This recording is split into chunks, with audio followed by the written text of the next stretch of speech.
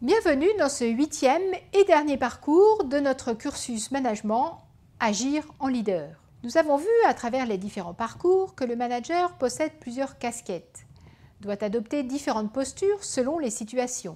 Il est plutôt coach lorsqu'il est en posture d'écoute active, qu'il cherche à comprendre une situation critique et à l'améliorer, ou à accompagner le développement de ses collaborateurs. Il est animateur lorsqu'il est face au collectif et doit en animer la dynamique, dans une réunion par exemple ou dans un groupe de travail. Il est organisateur lorsque par exemple il réalise des actions de pilotage opérationnel.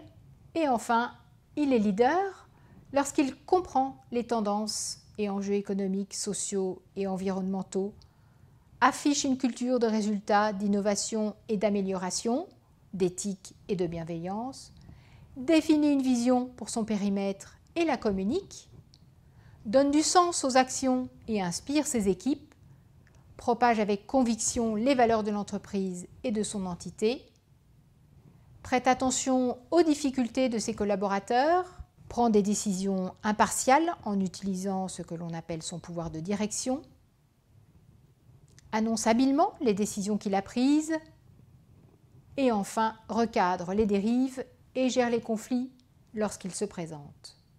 Tout ceci nécessite de faire preuve de courage pour s'engager sur les sujets difficiles et refuser l'évitement, d'exemplarité, première source de motivation des équipes, de persévérance pour suivre les décisions prises, les actions entreprises, de solidarité tant avec ses collaborateurs qu'avec ses pairs, les autres managers, et ce, vis-à-vis de la direction.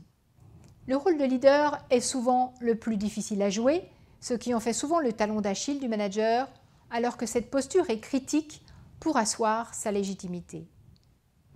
Nous allons voir dans ce parcours quels outils le manager peut utiliser pour l'aider à adopter cette posture de leader. Ce parcours se compose de 6 modules. Dans le premier module, nous verrons comment exercer des responsabilités statutaires.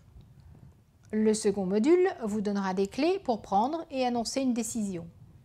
Dans le troisième module, nous verrons qu'il est important de pouvoir adapter son style de management en fonction du niveau d'autonomie de ses collaborateurs.